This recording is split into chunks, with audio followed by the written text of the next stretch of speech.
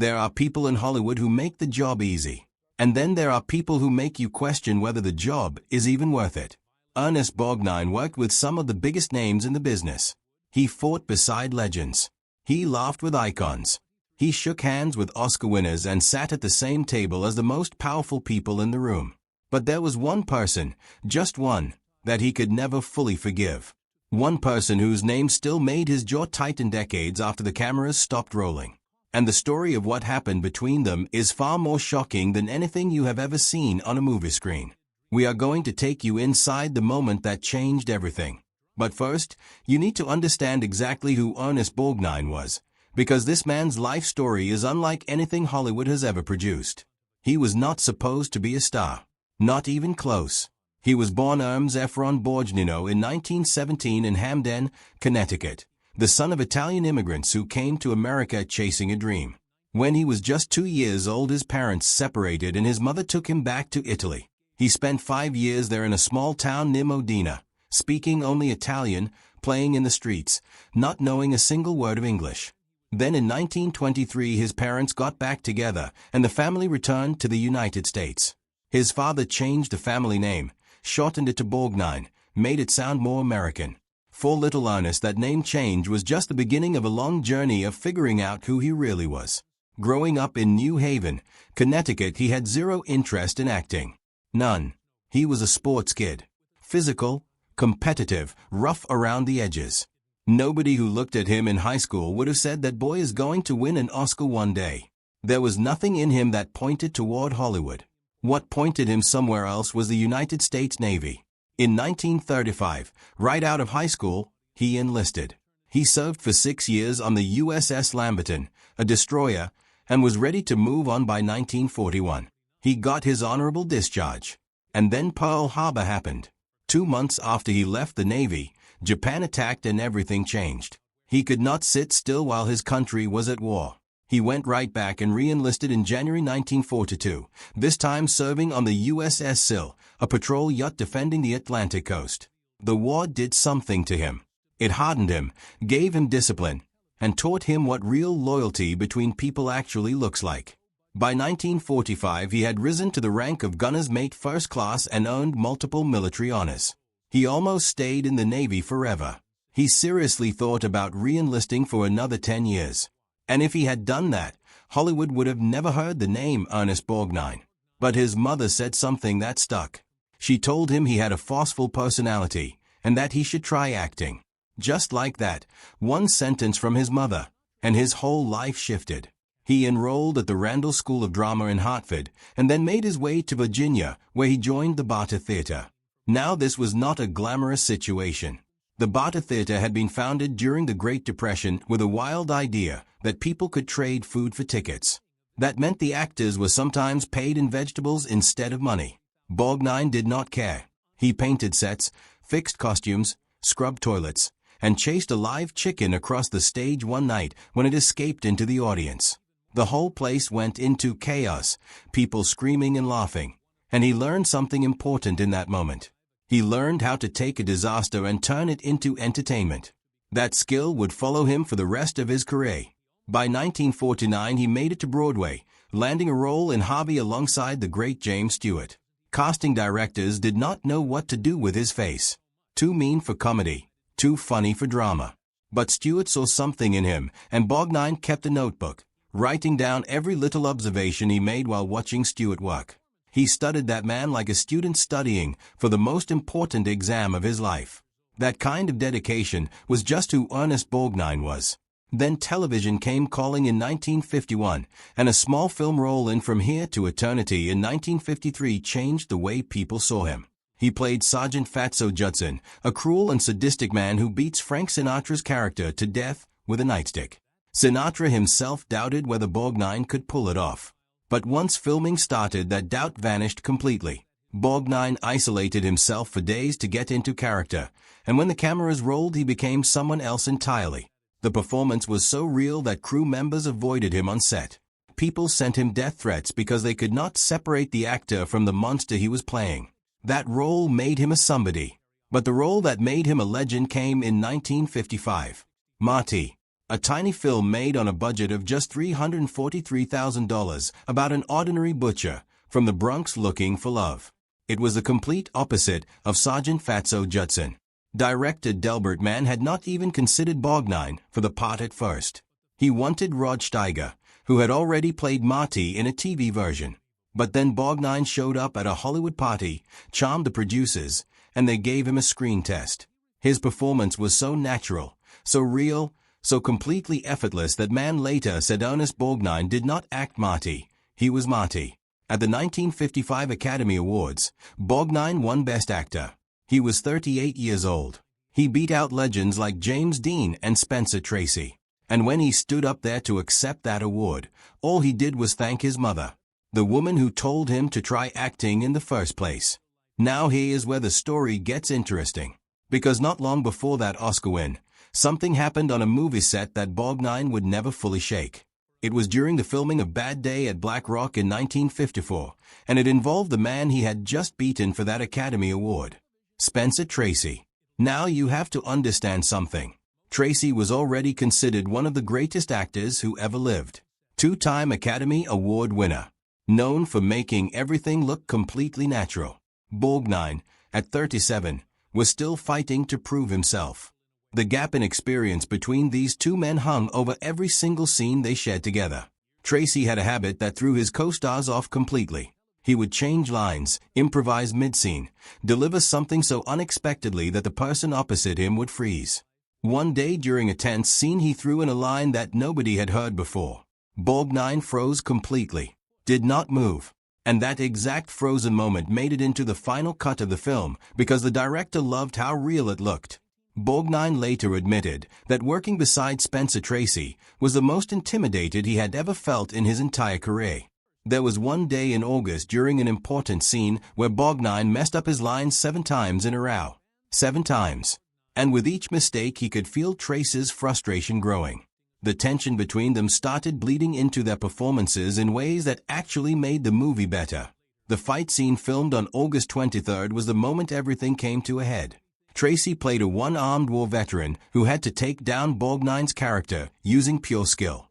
In real life, Borgnine was bigger, heavier, much more physically imposing. But none of that mattered. They needed 14 takes to get the scene right. By the 7th take things got a little too real when Borgnine accidentally landed a hard punch on Tracy's jaw. The entire set went silent. Tracy paused, shrugged it off like nothing had happened. And Borgnine, already nervous, felt even worse about it. Then Tracy stared him down and delivered a line that felt personal, like he was not talking to the character at all, but to Borgnine himself. That moment stayed with Borgnine for the rest of his life. But something surprising happened after all of that. Tracy, who had spent most of the shoot keeping Borgnine completely on edge, suddenly had a new kind of respect for the man. Because Borgnine had taken every uncomfortable moment, every intimidating look, every line change thrown at him. And he had not quit. He had pushed through. And not long after filming wrapped, Spencer Tracy recommended Borgnine for Marty, the very role that would win him an Oscar. So in a strange way, the man who made his life hardest on set also handed him the biggest gift of his career. That is the kind of complicated, layered relationship that Hollywood rarely talks about. But if Spencer Tracy was the man who challenged him, there was someone else entirely who represented something darker. Someone whose behavior crossed a line that Borgnine could never quite excuse. Someone whose actions left a mark not just on him, but on the people around them.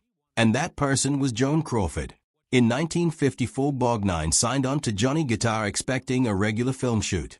What he found instead was a battlefield. Joan Crawford and Mercedes McCambridge were both in the film, and from the moment the cameras started rolling it was clear that these two women absolutely could not stand each other. The reason went back to something personal. Crawford had discovered that McCambridge's husband had once been involved with her. That piece of history was all Crawford needed. She made it her mission to make McCambridge's life on that set as miserable as possible. Borgnine watched things unfold with his own eyes. One day Crawford stormed onto the set, grabbed McCambridge's costumes right off the rack, and threw them onto the highway outside. The entire crew had to rush out and gather them from the road before they were gone for good. Crawford and McCambridge refused to even be in the same room together, which forced director Nicholas Ray to film their scenes completely separately and stitch everything together in editing. The whole production was being held hostage by the feud between these two women. And on September 3rd, things went from bad to completely out of control. During a particularly explosive moment, the two of them lost all control. They went from shouting to swinging. Borgnine and co-star Sterling Hayden had to physically jump in and separate them. He later called it the most unprofessional thing he had ever witnessed in his entire career in Hollywood. And that is saying something, because Ernest Borgnine had seen a lot. Now here is the part that matters. Crawford never turned her fury on Borgnine. The two of them actually got along just fine on a personal level. He found her charming when she wanted to be. But he also watched her, really watched her, and what he saw was a woman who could explode without any warning and without any remorse. There was the day he accidentally walked into a room where she was screaming at a costume designer. Her voice was sharp and her eyes were wild, and Borgnine did not say a single word. He just backed quietly out of the room before she could turn and notice him standing there. Because he already knew. You did not want to be the next target. What made it worse was that Crawford had a way of acting like nothing had happened. One minute she was throwing things and screaming and making people miserable. The next minute she was smiling, calm, handing out gifts and acting like the most gracious woman in the room. Borgnine watched this pattern repeat itself over and over during the shoot. It unsettled him more than the outbursts themselves. At least when someone was openly angry, you knew where you stood. What Crawford did was different. She could switch it off like flipping a light switch. And that kind of unpredictability, to a man who had spent years in the Navy where trust and consistency could mean the difference between life and death, felt deeply wrong. It felt dishonest in a way that went beyond the normal difficult behavior he had come across on other sets. He started paying close attention to how she treated the people below her, the assistants, the wardrobe staff, the young runners who had no power and no voice. And what he noticed bothered him deeply. Crawford was perfectly pleasant to directors, producers, and co-stars when it suited her. But the moment someone could not fight back, the mask slipped. She spoke to them like they were invisible. She snapped at them for things that were not their fault. And more than once Borgnine saw junior crew members walk away from an interaction with her visibly shaken, trying to hold it together in front of everyone else on set. But the moment that Borgnine could never fully let go of, the moment that stuck in his mind for decades, happened when Crawford grabbed a cup of hot coffee and threw it at a young production assistant. Not at a co-star. Not at someone with any power in that room. At a kid who was just trying to do his job. That young person suffered second-degree burns. Real burns. Real pain. Real consequences from one completely unchecked moment of rage. Borgnine was standing close enough to see it happen. Close enough to see the expression on that young person's face. And something in him went cold. He could forgive a lot of things. He had been in the Navy. He had played brutal characters on screen. He had been on the receiving end of Spencer Tracy's intimidation tactics. He understood that strong personalities sometimes clash and sometimes people say things in the heat of the moment that they do not mean. But what Crawford did to that production assistant was different. That was not passion. That was not creative tension. That was cruelty aimed at someone who had no power to fight back. And Borgnine believed with everything in him that a person's true character shows up in how they treat the people who cannot do anything to them in return. Years after the filming of Johnny Guitar Wrapped, he gave interviews where he talked carefully about Joan Crawford. He never tried to destroy her publicly. He was never the kind of man who kicked someone while they were down. But when the subject of that day on set came up, something in his tone always changed. There was a weight to his words, a careful kind of distance. He described her as brilliant, because she genuinely was. He described her as like walking on eggshells while juggling dynamite. He said she was like a ticking time bomb, and you never knew what was going to set her off. But behind all of those careful, measured words was something deeper. It was the image of a young person holding a burned hand, and a woman who did not even pause to look back. People who knew Borgnine personally said that he rarely brought up Joan Crawford in private conversation. He did not enjoy talking about her. It was not anger exactly, it was more like a quiet kind of disappointment. Because the truth was, he had gone into that set genuinely admiring her. Joan Crawford was a Hollywood icon. She had earned her status through decades of hard work and real talent. Borgnine respected that. He respected people who had put in the time and the effort and built something real with their careers. But what he saw on that set forced him to separate the actress from the person. And once he made that separation, it never closed back up. He could watch her work and acknowledge the talent. He just could not forgive the person behind it. That image never left Ernest Borgnine. Not after all the Oscars.